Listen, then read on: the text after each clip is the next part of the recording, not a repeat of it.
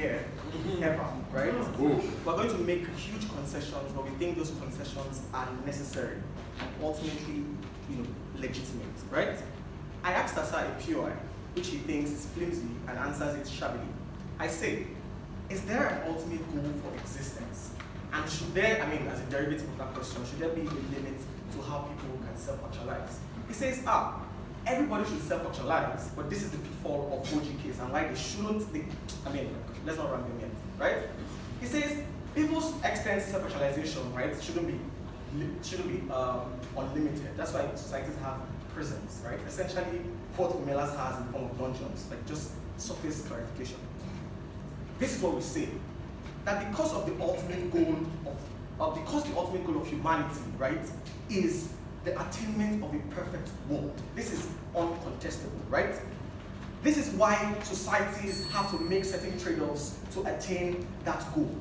We think ultimately, when you measure how societies achieve outcomes, the magnitude of the outcome, particularly across all spheres and sectors of life, can accrue some form of legitimacy to the means with which that outcome was derived. This is ultimately what Omelas stands for and what we on Psychopath Opposition defend with every ounce of sweat in this very hot room. We tell you, firstly, right, that if we want to go deep into the info slide to show how this child is not dead, right, this child is living, and I'll show you why that is very relevant.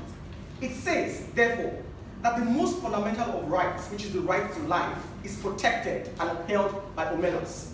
What Omelas necessarily engages upon are ancillary rights with which we actualize the most fundamental rights.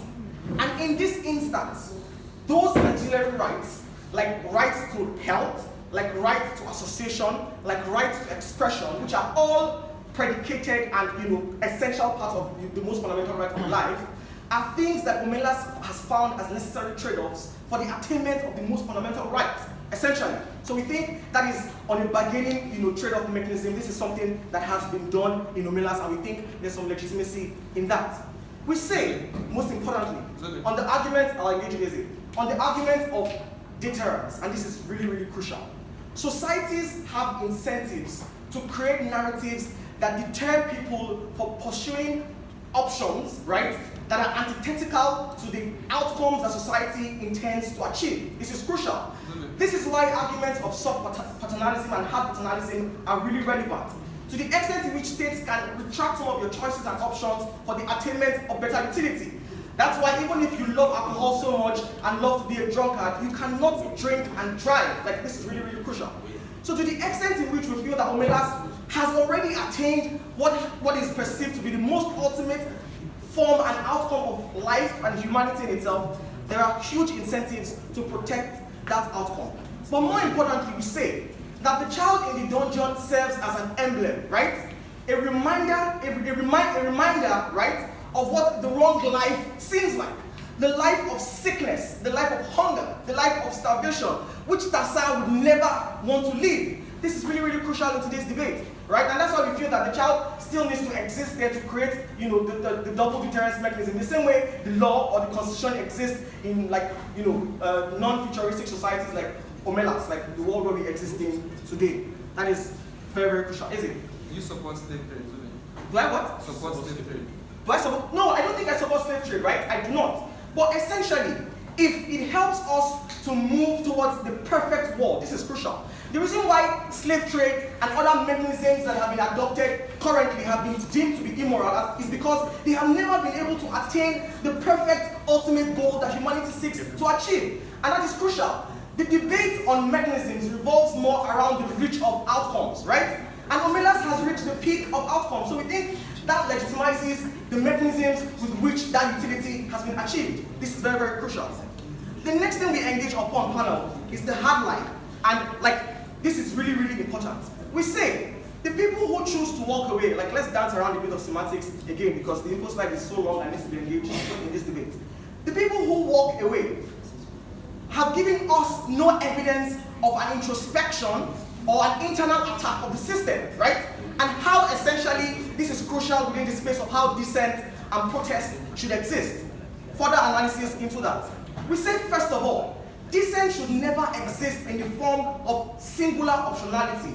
This is why no matter how you preach the absorption of terrorists into society, nobody is going to discuss with terrorists. Why? Because they exist and exhibit on singular optionality fronts. They only bomb, they don't discuss, right?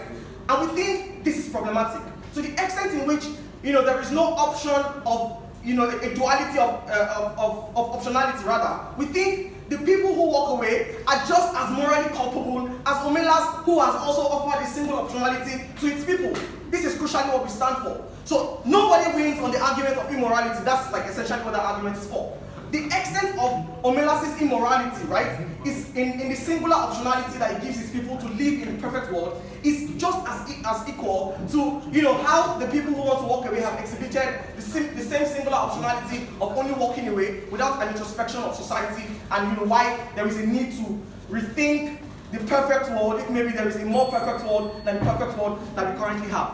That is crucially what we say. As final material, and an overview, we say that ideologies are not static. This is crucial, right? So we think that, there needs to be some form of fluidity that exists within that space. We say the people who, a bit of, play into the evil side again, the people who are living, and this is, to attack Tassa's argument of choices and when people should have legitimacies to make certain choices. Like, for fuck's sake, these guys are living to deserts, right? They're living to the worst sort of lives that are very, very opposite to what Omelas currently offers. We think society has incentives, right, to call people's irrationalities on the basis of ideological, inclinations and underpinnings that do not necessarily give them the best outcomes. We feel societies are legitimate to, clamp down on such fallacious world of ideological freedom and ideological totality, where you can just choose what options you want to dance to because you love it or because you think it's fantastic. We are hardline. We think if the ultimate goal of existence is a perfect world, and their model does not give us anything close to that perfect world, we're very, very fine to keep that kid in dungeon till eternity.